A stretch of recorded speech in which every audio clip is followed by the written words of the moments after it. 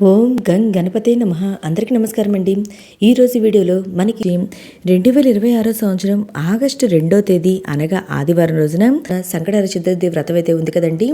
ఈ రోజున స్వామివారికి పూజ ఎలా చేసుకోవాలి, ముడుపు ఎలా కట్టుకోవాలి, ఉపవాసం ఎలా ఉండాలి, చంద్రునికి అర్ఘ్యం ఎలా ఇవ్వాలి, ఇంకా పాటించవలసిన నియమాలేంటి అనే అన్ని విషయాలు కూడా ఈ వీడియోలో తెలియజేస్తాయండి. మీరెవరైనా సరే తీవ్రమైన కష్టాల్లో ఉన్నప్పుడు, అంటే డబ్బు సమస్య కానివ్వండి, ఆరోగ్య సమస్య కానివ్వండి, ఇంకేమైనా తీవ్రమైన కష్టాల్లో ఉన్నప్పుడు, ఇంకా ఆ సమస్య తీరదు అనిపించినప్పుడు ప్రతి నెల కూడా పౌర్ణమి తర్వాత వచ్చేటువంటి చవితి రోజున సంకటహర చతుర్థి వ్రతాన్ని కనుక ఆచరిస్తే మీరు 3 నెలలు కానివ్వండి, 5 నెలలు కానివ్వండి, 9 నెలలు కానివ్వండి, ఇలా సంకల్పం తీసుకొని ఈ వ్రతాన్ని కనుక ఆచరిస్తే అతి శీఘ్రంగా మీకు మంచి ఫలితాలు అయితే ఉంటాయండి.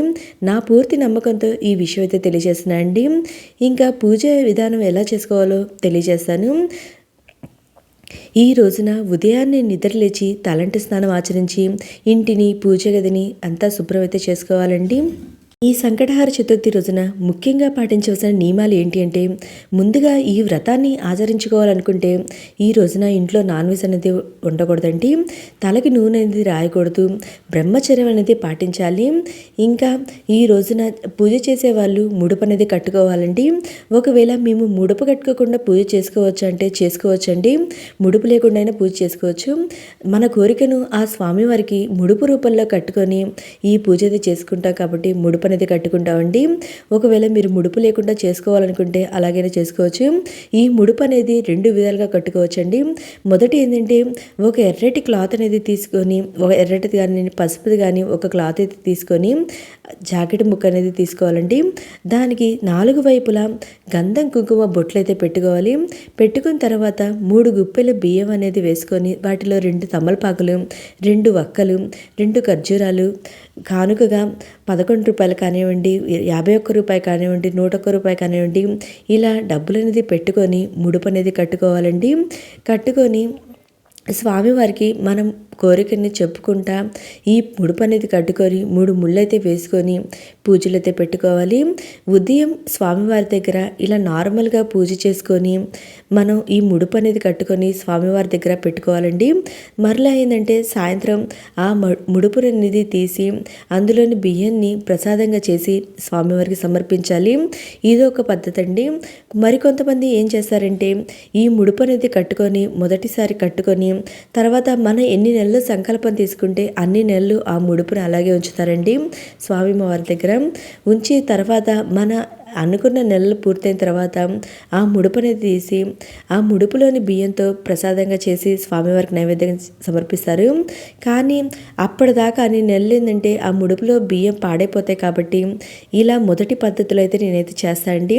అంటే ప్రతి నెల ముడుపు కట్టుకొని ఉదయం ముడుపు కట్టుకొని సాయంత్రం ఆ ముడుపు అనేది తీసి స్వామివారికి ఆ ముడుపులోని బియ్యంతో స్వామివారికి ప్రసాదం అయితే చేసి నైవేద్యంగా సమర్పిస్తాను. మీ ఇష్టం, మీరు ఏ పద్ధతిలో చేయాలనుకుంటే ఆ పద్ధతులైనా ఈ పూజ అయితే నిర్వహించుకోవచ్చు. ఇలా ఉదయం అయితే పూజ చేసుకొని స్వామివారికి పూజ అయితే చేసుకోవాలి. ఈ పూజ అనేది పూజా మందిరంలో అయినా చేసుకోవచ్చండి, లేదా సపరేట్గా పీఠం ఏర్పాటు చేసైనా చేసుకోవచ్చు. ఉదయం సింపుల్గా పూజ చేసుకొని ఉదయం నుంచి రాత్రి వరకు, అంటే చంద్రోదయం వరకు ఉపవాసం అనేది ఉండాలండి. ఖచ్చితంగా ఉపవాసం అనేది ఉండాలండి. ఉపవాసం ఉండలేము అనుకునేవారు కనీసం పాలు, పండ్లు అన్నీ తీసుకోవచ్చండి. తప్పనిసరిగా ఉపవాసం అయితే ఉండాలి. ఉపవాస నియమాలు ఎందుకు పెట్టారంటే, భగవంతునికి దగ్గరగా ఉండి ఆయన నామస్మరణ చేసుకుంటూ ఉంటామని, మనం ఆ మనసు ఆ స్వామివారి మీద ఉంటుందని ఈ ఉపవాస నియమం అయితే పెట్టారండి. ఉదయం నుండి సాయంత్రం వరకు ఉపవాసం ఉండి సాయంత్రం ముడుపు ఓపెన్ చేసి అందులోని బియ్యాన్ని నైవేద్యంగా చేసి, నైవేద్యంగా బెల్లపన్నాన్ని కానివ్వండి, ఉండ్రాళ్ళు కానివ్వండి, మీరు ఏదైతే నైవేద్యం చేయాలనుకుంటున్నారో ఆ నైవేద్యం అయితే చేసి సాయంత్రం షోడోపచారాలతో పూజ అయితే చేసుకోవాలండి. సాయంత్రం మనం 2 గణపతులకైతే పూజ చేయాలి. ముందుగా మనం చేసే పనిలో ఎటువంటి ఆటంకాలు ఉండకూడదని గణపతికి పూజ చేయాలి. తర్వాత మనం సంకటహర గణపతికి చేయాలండి. మనం ఇద్దరు గణపతులని, మీ దగ్గర 2 గణపతుల ఫోటోలు ఉంటే గణపతి ఫోటోలను పెట్టుకోవచ్చు, లేదా ఒక ఫోటో ఉన్న విగ్రహం ఉన్న పెట్టుకోవచ్చండి. లేదా మీ దగ్గర ఒక ఫోటో ఒకటే ఉంది అనుకుంటే ఫోటో పెట్టుకొని పసుపుతో గణపతిని చేసుకొని పూజ చేసుకోవచ్చు, లేదా విగ్రహం ఉన్న విగ్రహం అయినా పెట్టుకోవచ్చండి. నా దగ్గర స్వామివారి విగ్రహం ఉంటే విగ్రహం అయితే పెట్టుకున్నాం. మీరు కుదిరితే ఈరోజు అభిషేకం కూడా చేసుకోవచ్చండి స్వామివారికి, లేదా అభిషేకం చేయలేదనుకుంటే కనీసం పూజన చేసుకోవచ్చు. ముందుగా ఆదిదేవుడైన గణపతికి ధూపం దీపం నైవేద్యం సమర్పించి నైవేద్యంగా బెల్లానైతే సమర్పించాలండి. తర్వాత మనం సంకటహర చతుర్థి గణపతికి పూజ చేసుకోవాలి. నేను ఇక్కడ ఆదిదేవుడిగా గణపతి ఫోటోని అయితే పెట్టుకున్నానండి. సంకటహర చతుర్థి గణపతిగా చిన్న విగ్రహాన్ని అయితే పెట్టుకున్నాను. మీ ఇష్టం పసుపు గణపతినైనా పెట్టుకోవచ్చండి, గణపతి విగ్రహం లేకపోయినా. ఈ విధంగా నేను పూజ అయితే చేసుకొని స్వామివారికి షోడోపచారాలతో పూజ అయితే చేసుకున్నాను. ఒకవేళ మీరు షోడోపచారాలతో పూజ చేసుకోవడం రాదు అనుకునే వాళ్ళు ఓం గణపతే నమః అనుకుంటా పంచోపచారాలతైనా స్వామివారికి ధూపం దీపం నైవేద్యము కర్పూర హారతి అనేది సమర్పించవచ్చండి. మీరు స్వామివారికి మనస్ఫూర్తిగా ఏ విధంగా చేసుకున్నా ఆ స్వామివారు స్వీకరిస్తారు. భక్తి శ్రద్ధలతో ఆ స్వామివారిని పూజించాలండి. స్వామివారి అష్టోత్తరం చదువుకుంటా మీ దగ్గర గరిక ఉంటే గరిక అందుబాటులో ఉంటే గరికతో స్వామివారికి పూజ చేసుకోండి, లేకపోతే పూలతో అయినా అర్చేసా స్వామివారికి పూజ చేసుకోండి, లేకపోతే మీ దగ్గర ఉన్న అక్షింతలతో అయినా స్వామివారికి పూజిస్తా అష్టోత్తరం చదువుకుంటా పూజ చేసుకోండి. ఒకవేళ మీకు చదవడం రాదు అనుకునే వాళ్ళు ఓం గణపతే నమః అనుకుంటా కూడా ఆ స్వామివారికి గరికతో కానివ్వండి పుష్పాలతో కానివ్వండి అక్షింతలతో కానీ అర్చేసా స్వామివారికి పూజ అనేది చేసుకోవాలి. ఈ విధంగా సాయంత్రము మనం పూజ అయితే చేసుకోవాలండి. అంతా అయ్యే ముందుగా చివరిగా మంగళహారతికి ఇచ్చే ముందుగా కొంచెం అక్షింతలు చేతిలో పట్టుకొని సంకటహార చతుర్థి వ్రతకథనైతే చదువుకోవడం కానివ్వండి వినడం కానివ్వండి చేయాలండి. ఆ తర్వాత చంద్రోదయం వరకు వెయిట్ చేసి చంద్రునికి అర్ఘ్యం అనేది చూపించిన తర్వాత ఉపవాస విరమణ చేయాలి.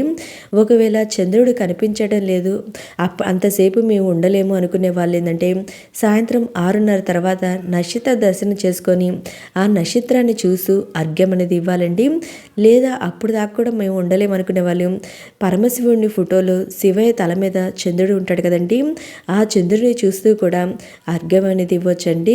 అర్ఘ్యం అనేది ఎలా ఇవ్వాలి అంటే ఒక రాగి కానివ్వండి వెండి కానివ్వండి ఇత్తడి కానీ చెంబు తీసుకొని అందులో కొంచెం నీరు పుష్పాలు అక్షింతలు వేసుకొని కింద ఒక ప్లేట్ అనేది పెట్టుకొని నీళ్ళని ప్లేట్లో వదులుతా ఓ చంద్రాయ నమః ప్రథమ అర్ఘ్యం సమర్పయామి ద్వితీయ అర్ఘ్యం సమర్పయామి తృతీయ అర్ఘ్యం సమర్పయామి అంటూ 3 సార్లు నీటిని అయితే వదలాలండి. ఒకవేళ మీరు ప్లేట్లో కాకపోయినా డైరెక్ట్ చెట్టులో అయినా ఈ మనం నేలపైన ఇవి అయితే వదలొచ్చండి ఈ నీళ్ళు. తర్వాత ఈ నీటిని ఏంటంటే చెట్టులో అయితే పోయొచ్చు. ఈ విధంగా చంద్రునికి అర్ఘ్యం ఇచ్చిన తర్వాత స్వామివారికి టెంకాయ సమర్పించి కర్పూర హారతి అనేది ఇవ్వాలండి. ఈ విధంగా మనం ప్రతి నెల కూడా ఆ స్వామివారికి సంకటహార చతుర్థి వ్రతాన్ని ఈ విధంగా ఆచరించాలి. ఉదయం నార్మల్గా పూజ చేసుకొని స్వామివారికి దగ్గర ముడుపు కట్టుకొని మరలా సాయంత్రం స్వామివారికి షోడోపచారాలతో పూజ చేసుకొని ఆ ముడుపులోని బియ్యంతో స్వామివారికి ప్రసాదాన్ని అయితే తయారు చేయాలి, అంటే నైవేద్యం అయితే సమర్పించాలండి. మీ ఇష్టం, మీరు ఏ నైవేద్యమైనా సమర్పించవచ్చు. నేనైతే ఈ విధంగానే పూజ అయితే చేసుకుంటా అండి ప్రతి నెల కూడా. మీరు ఇష్టం ఇన్ని నెలలని సంకల్పం తీసుకొని ఈ నెల ఈ వ్రతాన్ని అయితే ఆచరించండి. అతి శీఘ్రంగా మీరు ఏమనుకుంటే అదైతే జరుగుతుందండి. నా పూర్తి నమ్మకంతో అయితే ఈ విషయం అయితే చెప్తున్నాను. ఇంకా ఇలా పూజ అంతా అయిపోయిన తర్వాత ఉపవాసం అనేది చేయాలండి. ఈ చంద్రోదయ సమయాలు అనేది మనకి వేరు ప్రాంతాలు వేరు విధాలుగా ఉంటుంది. నేను ఆల్రెడీ మన ఛానల్లో వీడియో అయితే పెట్టానండి. మనకి ఎప్పుడు చంద్రోదయ సమయం అనేది మీరు ఇంట్రెస్ట్ ఉన్న వాళ్ళు ఆ వీడియో కూడా చూడండి. ఇంకా మీకు ఇంకేమైనా సందేహాలు ఉంటే సంకటహార చతుర్థి వ్రతానికి సంబంధించి నా కమెంట్ బాక్స్లో కమెంట్ చేయండి. నేను ప్రతి ఒక్కరికి రిప్లై అనేది ఇస్తాను. ఒకవేళ మేము ఉదయం పూజ చేసుకోవడం కుదరలేదండి, మాకు తెలియలేదు, మాకు ఇప్పుడే తెలిసింది, మేము సాయంత్రం అయినా ఈ పూజ చేసుకోవచ్చు అంటే అలాగైనా చేసుకోవచ్చండి. సాయంత్రం అయినా ఈ పూజ అయితే చేసుకోవచ్చు. కొత్తగా ప్రారంభించే వాళ్ళు ఈ వ్రతాన్ని ఈ నెల ప్రారంభించవచ్చండి. ఈ నెలే కాదండి, ఎప్పుడైనా మనం ఈ సంకటహార చతుర్థి వ్రతాన్ని అయితే ప్రారంభించవచ్చు. మనకున్న కష్టాలు అన్నీ కూడా తొలగిపోతాయి. ఓకే అండి, మీకు ఈ వీడియో నచ్చినట్లయితే లైక్ చేయండి, మీ ఫ్రెండ్స్ అండ్ ఫ్యామిలీ మెంబర్కి షేర్ చేయండి. మీకు ఏమైనా సందేహాలు ఉంటే నా కామెంట్ బాక్స్లో కమెంట్ చేయండి. నేను ప్రతి ఒక్కరికి రిప్లై అనేది ఇస్తాను. Thank you for watching.